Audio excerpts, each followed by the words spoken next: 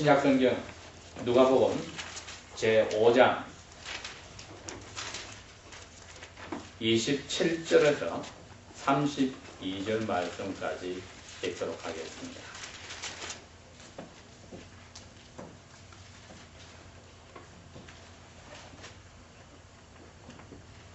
그 후에 나가사 레위라 하는 세리가 세관에 앉는 것을 보시고 나를 쫓으라 하시니 저가 모든 것을 버리고 일어나 쫓으니라. 레위가 예수를 위하여 자기 집에서 큰 잔치를 하니 세리들과 다른 사람들이 많이 함께 앉았는지라. 바리새인들과 저희 서기관들이 그 제자들을 비방하여 가로되 너희가 어찌하여 세리들과 죄인들과 함께 먹고 마시느냐. 예수께서 대답하여 가라사대 건강한 자에게는 의원이 쓸데없고 병든 자들에게라야 쓸데있나니 내가 의인을 부르러 온 것이 아니요 죄인을 불러 회개시키러 왔노라. 32절까지 저희들이 말씀을 읽었습니다. 예수님께서 그 당시에 종교계의 지도자이며 또 오늘날 치면 국회, 미국의 상원의원과 같은 바리새인 집에 초대를 받아가는데 시몬이라는 사람이 예수님을 초대한 이유가 하도 평범한 평민들에게 인기가 많고 기적을 행하는 것을 알기 때문에 이 평범한 목수 출신의 예수가 학교 졸업도 하지 않은 예수가 어떠한 사람인지 자세히 알아보려고 자기 집에 초대를 하였습니다. 그래서 많은 사람들이 그 자리에 예수님의 제자들과 함께 모였는데 예수님의 뒤에 갑자기 어떤 여성이 나타나서 향유병 마개를 따버리고 예수님의 머리에도 향유를 붓고 발에도 향유를 부어서 그 다음에 자기 긴 머리를 풀어서 예수님의 발에 있는 향유를 닦았더라. 그런데 그 여인의 눈에는 눈물을 너무나 많이 흘리고 있더라. 예수님을 초대했더니 귀족인 바리새인 시몬이 속으로 그렇게 생각했습니다. 야, 저 예수가 제대로 된 목사인 줄 알았더니 엉터리네. 지금 자기를 만지고 있는 여자가 얼마나 이 세상에서 우리 동네에서 더러운 여자인 줄 알기나 하나? 죄가 많은 여자죠. 하고 속으로 생각을 했습니다. 그래서 역시 저 예수는 별거 없는데 무식한 사람들의 인기가 있구나. 내가 예수하고 친구가 안 된 게 천만다행이야 하고 생각을 했습니다. 웬걸 예수님이 갑자기 이러는 겁니다. 시몬에게 이 초대했던 귀족에게 내가 당신 집에 초대를 받았는데 당신은 친구들을 초대받을 때 하는 기본적인 것을 안 해줬다. 즉 그 당시에는 마른 땅에 샌들을 신고 다녔기 때문에 자기 집에 손님을 초대했으면 종들이 와서 손님들에게 발을 씻을 줍니다. 그 다음에 먼지가 많이 묻은 머리에다가 또 기름을 발라서 깨끗하게 머리를 빗어주는데 예수님을 초대한 시몬은 그 둘 다를 하지 않았다. 그러니 예수님을 친구로 생각지 않고 옆에서 자세히 관찰해 봐야 될 이상한 사람으로 생각을 했던 것입니다. 그러나 시몬아, 이 여자는 이 집에 들어올 때부터 내 발에다가 향유를 뿌리고 키스하기를 멈추지 않았고 그것도 모자라서 내 머리에 향유를 바르고 자기 머리털로 내 발을 씻기고 울었다. 죄를 많이 용서받은 사람은 나를 많이 사랑하고 죄가 거의 없다고 생각하는 사람들은 나를 적게 사랑한다. 그 이야기를 하셨습니다. 오늘 여기 누가복음 5장이 나오는 이야기도 그와 같은 맥락에서 보아야 합니다. 제가 조금 전에 드린 말씀은 7장에 있는 이야기입니다. 이 다툰 누가가 이 글을 쓰셨을 때 그 당시에 로마의 중요한 공무원 자리에 있던 데오빌로라는 사람을 위해서 썼는데, 즉 이방인으로서 예수님을 하나님으로 만난 사람들에게 예수님이 과연 어떠한 분이신지를 가르치려고 쓰셨는데 누가복음 5장에 가면은 그 예수님에 대해서 다시 나옵니다. 예수님은 이 세상에 자기를 필요로 하는 사람에게 왔다. 그 당시에 하나님을 믿는 교회는 오늘날 우리가 하는 예배의식은 도저히 상상하지 못하는 어리어리한 예배를 하였습니다. 천주교나 루터란이나 영국 성공회가 오늘날 개신교들 혹은 천주교 간에서 하는 가장 큰 예배의식을 어리어리하게 하는데 그것 갖다 댈 거 아니게 이스라엘에서 유대인들의 종교 지도자들이 하나님께 예배를 할 때는 너무나 엄숙하여서 사람들이 그 광경만 보고도 눈물을 흘릴 수 있더라. 예수님이 오시더니 그러한 예배의식을 하는 종교 지도자들에게 속에 썩은 시체가 해골이 뒹구는 그러면서 겉은 번질하게 흰 색깔을 칠해놓은 무덤과 같은 사람들이라고 아주 격렬하게 비난을 하셨습니다. 그러면서 말씀하시기를 나의 하나님은 마음으로부터 성경 말씀대로 자기를 예배하는 자를 찾고 있다. 겉으로 어떤 모양을 만들어서 예배하는 자를 찾는 게 아니라 마음으로부터 하나님을 예배하는 자를 찾고 있다. 그 이야기했습니다. 아니나 다를까 예수님의 동생으로 나중에 예수님을 하나님으로 만나게 된 그 동생 야고보도 똑같은 이야기를 합니다. 어찌 너희들 예배당에 옷을 잘 입고 번들한 부자가 들어오면은 어섭쇼 하고 좋은 자리에 앉히고 냄새나고 누더기 난 거지가 들어오면은 코를 싸매면서 차라리 당신은 우리 예배당에 안 와야 되는 것처럼 너는 거기 섰든지 앉았든지 너 마음대로 하라고 그렇게 사람 차별을 하느냐. 하나님 앞에 하는 예배가 겉으로 드러난 것의 중심이 될 때는 사람들이 이렇게 되는 겁니다. 예수께서 왜 세상에 오셨는지를 오늘도 밝혀주시면서 하나님의 마음은 아버지 하나님과 사이가 벌어진 사람을 다시 자기께로 돌아오게 하는 데입니다.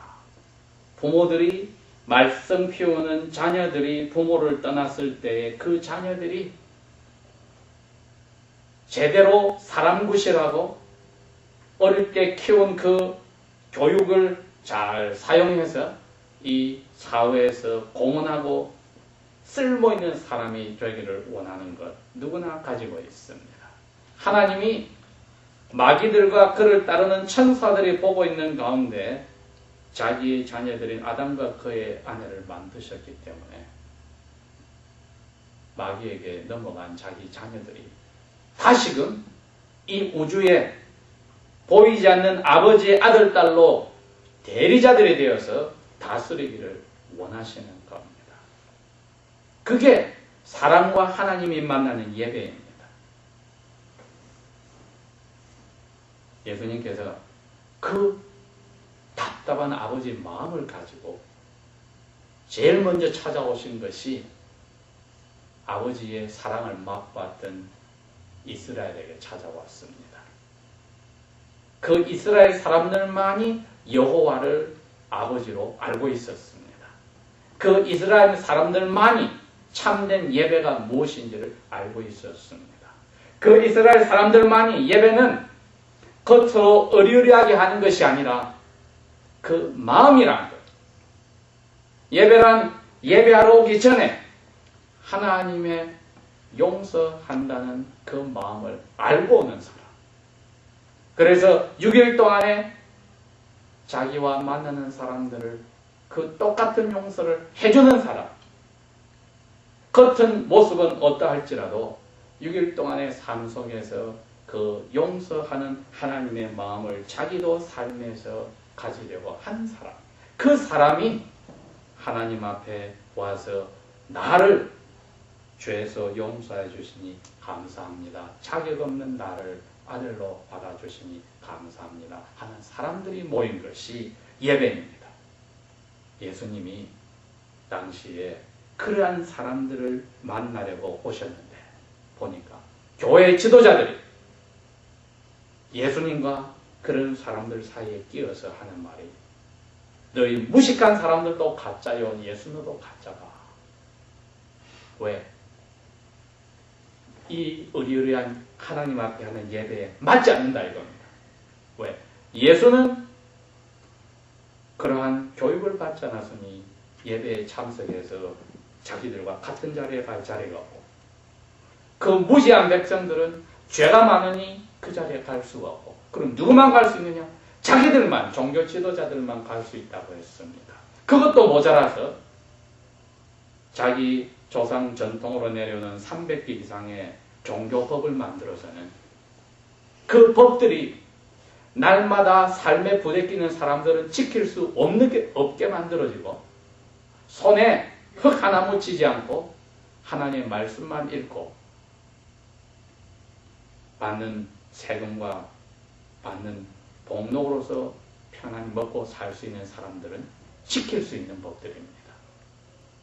사도 바울이 예수님을 만나기 전에 바로 그러한 사람이었고 오늘 예수님을 제자들에게 욕하는 사람들이 바로 그런 사람이었습니다. 하나님과 사람 사이에 막아서서 이게 하나님을 믿는 방법이다. 이게 예배하는 거라고 법을 만들었는데 그게 하나님의 마음하고는 상관이 없었습니다. 오늘날로 치면 제일 극성스럽게 하나님을 믿는 전 세상에서 제일 별난 나라가 대한민국인데 그것에서도 남한이든 미국이든 선진국에 가 있든 어느 나라에 가 있든 선교사든 한인교회든 제일 별나게 믿는 게 그겁니다. 모든 민족을 향해 손가락질하며 우리처럼 새벽기도가 없고 우리처럼 수요기도가 없고 우리처럼 체력 음식이 없고 우리가 가장 잘 믿는다고 하면서 하는 것이 뭐냐? 예배수가 많다는 거지요. 기도의 모임이 많다는 거지요.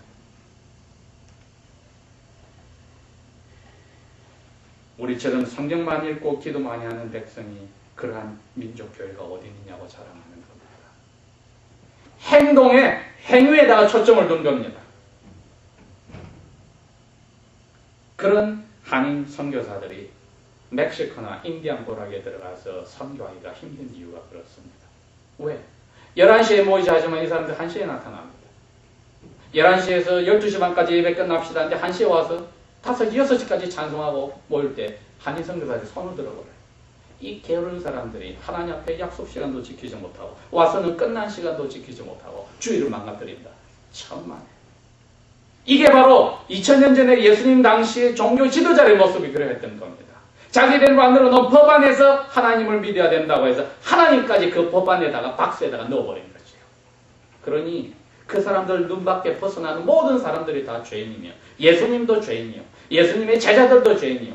그 당시에 죄를 짓고 사는 평범한 평인들도 죄인이요. 자기들과 자기 그 끼리끼리만은 하나님 앞에 축복받은 특권층이라고 생각하는 것이 오늘날도 그 정신은 계속되고 있는 것입니다. 예배당 문턱이 너무 높아서 그 교회를 가기가 힘들고 또 어떤 교회는 자기와 같은 지위에 있는 사람들이 없으니까 교회 같지 않게 보이고 하나님이 예수님을 보내신 이유가 자기 처지를 아는 사람에게 그래 너 처지가 그러니 너 그대로 있고 싶지 않지 하고 그 사람들을 부르려고 오셨다는 겁니다. 여기에 세리 레위라는 사람이 부자였습니다. 어떻게 부자가 되었느냐? 자기 민족을 등쳐서 부자가 되었습니다. 그 이스라엘을 다스리는 이스라엘들이 그렇게 싫어하는 로마 제국의 공무원이 되어서 로마 제국에서 이스라엘 민족에게 착취하는 세금을 이 사람들이 거두러 다니는 게 세리였습니다. 동족의 돈을 거둬서 로마 제국의 손에 넘겨주는 것이 아니라 자기 주머니에 다 넣고 나머지를 로마 제국에 넘겨주었으니 이스라엘 사람들 가운데 로마 황제만큼 자기들을 괴롭힌 로마 군인만큼 미움을 받는 사람이 그 당시에 유대인 세리들이었다. 또 끼리끼리 모이니 세리는 자기들끼리 뭉치니 또 그처럼 그 동네에서 사람들에게 인정받지 못하는 그러한 사람들이 세리들과의 친구들이었다. 도둑질하는 사람도 있을 거고, 강도도 있을 거고, 종교재판처에서 비판을 받고 정죄를 받은 사람도 있을 거고, 여기에 말하는 몸을 파는 창녀들도 있었다. 그러나 이분들은 한 가지 공통점이 있으니 자기가 죄인이라는 것을 알고 있었으며 다른 사람을 향하여 손가락질할 자격이 없는 줄을 알고 있었습니다.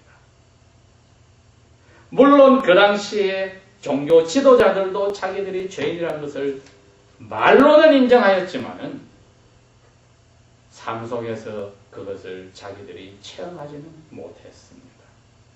그랬기에 예배를 하고 하나님 앞에 기도할 때에 자기의 잘못을 인정하는 기도는 할 수 없고 저는 저런 죄인들과 같지 않음을 감사한다고 기도했다고 예수님은 설교 가운데 이야기를 하셨습니다. 그러니 하나님이 아직까지 자기의 처지를 보고 힘들어하여서 어쩔 줄 모르는 자녀들을 부르러 오신 마음은 예수님을 통해서 오늘날도 똑같이 전해지는 겁니다. 나는 처지가 이런데 이러한 상태로 언제까지 살아야 합니까? 하고 답답해하는 마음. 성경에서 이러한 사람을 죄인이라고 합니다. 죄라고 하는 죽음의 병에 걸린 것을 알고도 어쩔 줄 없는 사람. 이게 레위가 그런 사람입니다. 먹고 살기 위해서 이 돈을 거두는 직업에 빠졌는데 빠져나올 수가 없어서 힘들어하는 레위였다. 밖에서 와서 건져주기 전에는 그 자리에서 빠져나올 수 없더라. 여러분, 우리가 그러한 사람을 볼 때 그 사람하고 나하고는 관계가 없어.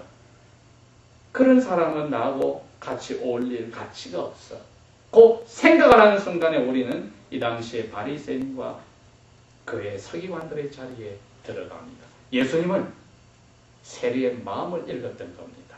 이 레위의 마음을 읽어서 너 얼마나 마음에 힘드느냐? 예수님의 표현 속에 그 이야기입니다. 수고하고 무거운 짐을 진 사람이었습니다. 그 당시에 바리새인들이 자기들의 전통으로 만드는 법, 십계명과 하나님의 마음과 상관없는 법에 보면은 다 걸리는 사람들, 죄인과 세리들에게 예수님이 한 이야기입니다. 수고하고 무거운 짐진 자들아 내게로 오라. 내가 너희들 양심을 편하게 해주겠다. 이 죄인들이 세리들이 새롭게 살기를 원하지 않는 사람이 있었겠습니까? 그러나 그 종교 지도자들의 멸시와 냉대 속에는 하나님의 사랑을 맛볼 기회가 없습니다. 용서받을 기회가 없습니다. 왜? 끼지를 못하기 때문에. 손가락질을 받는 자리에 있으니까. 예수님이 그 마음을 아시고 그 세관에 가서 레위를 지적하여 그런 겁니다. 나를 따르라. 성경이 그랬어요. 레위가 그 말씀을 듣는 순간에 모든 것을 뒤에 두고 따랐다. 모든 것을 버려서 세관에 있던 그 장보고 뭐고 그대로 두고 떠났다. 그리고 집으로 가서는 이 예수님이 자기의 그 답답한 마음을 아시고 자기 스스로는 해결을 못하는 데 와서 불러준 것을 고마워해서 이제는 새로운 삶이 시작이 됐기 때문에 제자들과 예수님을 모으고 자기의 친구들을 모아서 잔치를 하기로 했습니다.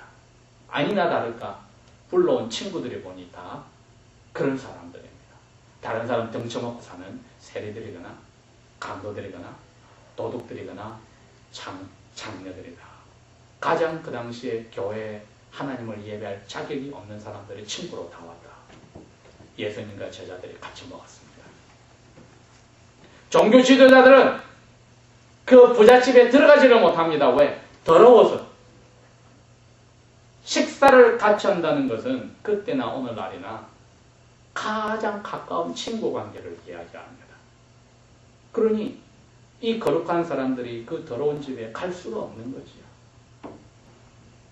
여러분, 우리의 6일 동안의 삶이 어떠한지에 따라서 주일 예배가 하나님 앞에 기쁘게 되거나 하나님이 받지 않을 수가 있고, 주일 예배에서 우리가 하나님 앞에 가지는 마음의 자세가 남은 6일을 어떻게 사느냐를 또 결정합니다.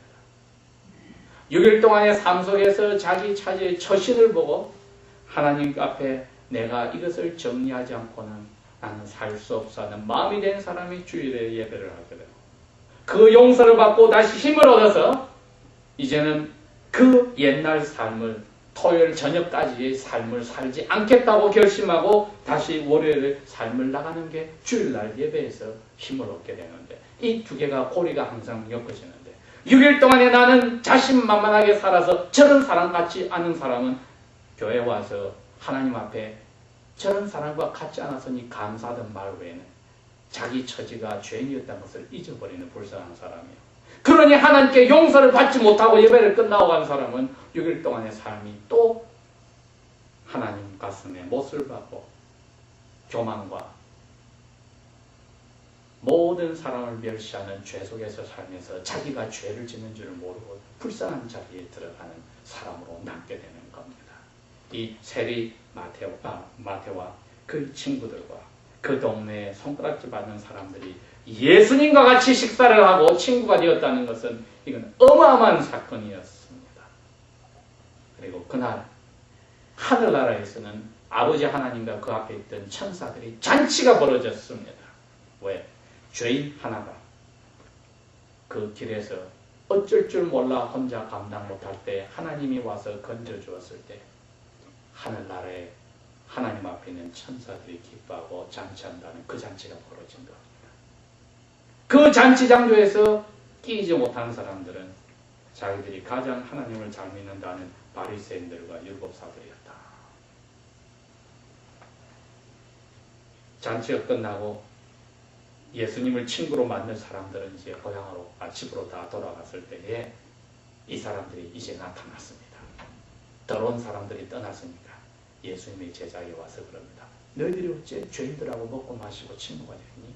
그 말은 너희들이 따라다니는 예수도 별거 아니야. 똑같은 죄인이야.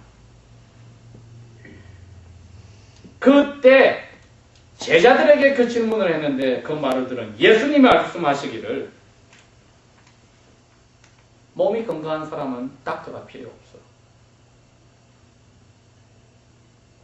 그러나 아픈 사람에게는 닥터가 필요한데 자기 양심이 아프다고 괴로워하는 사람에게는 내가 가서 고쳐줄 거야. 이 세리도 그랬고 친구들도 그래. 그러나 너희들은 양심이 아픈 게 찔리는 게 없는 사람들이니 나하고 상관이 없어. 오늘 2007년 5월 20일 아침 저희들이 하나님 앞에 예배하러 올 때 우리의 마음을 생각해 봅시다. 우리의 마음이 양심에 찔리는 것들이 지난 월요일부터 토요일까지 삶 속에 우리 하나님 앞에 생각해 보니 역시 나는 하나님이 죄를 용서해야 살지 내 스스로는 하나님의 화를 자꾸 만들어내는 사람이야를 인정했는지, 아니면은 나는 이 정도 살았으니 다른 사람보다는 떳떳해 하는 그런 자기를 모르는 영적 평만에 든 마음으로 찾아왔는지 생각해 본다면 이 예배가 내가 하는 예배가 하나님 앞에 내 마음으로부터 받아들여질지, 아니면 내 기분은 예배한 것 같으나 하나님은 그 사람의 죄를 용서하지 않고 그냥 보냈는지는 예수님 비유에서 나오듯이 오늘 우리도 깨달을 수 있습니다. 왜 예배가 예배다울 수가 있을까? 우리 처지가 하나님의 용서를 받은 사람일 때만 가능한 겁니다. 아무리 우리가 노력하더라도 우리의 아무리 훌륭한 일도 하나님 앞에서는 거지가 입은 옷에 냄새나는 누더기와 같은 것을 인정해야만 저희들이 예배자의 모습이 되는 것입니다. 그래서 오늘 예수님이 저희들에게 그 당시에 가장 하나님에게 인정을 받는다고 스스로 착각하는 사람들에게 하신 말씀은 너가 하나님의 자비, 즉 죄 용서를 구하는 사람인가? 이게 제목입니다. 우리는 하나님의 자비를 구하는 사람들인가? 아니면 다른 사람들을 평가하고 나 자신은 스스로 만족하는 자기 처지를 모르고 자비를 구한다고 하면서도 자비 자체가 무엇인지를 모르는 사람들인가 하고 스스로 질문을 해볼 때 오늘 예배가 하나님 앞에 그대로 받아졌는지 아니면 일주일 동안의 죄를 하나님이 용서해 주지 않고 그냥 돌려보낸 그러면서도 자기는 예배를 참석하였다는 그 의식에 만족하고 자기를 속이면서도 속은 줄 모르고 가는 사람인지는 오늘 이 주님이 찔러주신 말씀을 통해서 합니다. 양심이 찔려서 괴로워하는 환자에게는 이 닥터인 예수가 필요하나 자기 양심이 떳떳하다고 다른 사람들을 오히려 양심 불량하다고 손가락질을 하는 사람에게는 나 예수가 필요 없다. 하나님께서는 제사보다도 자비를 우리에게서 원하신다고 했습니다. 다 같이 기도합시다.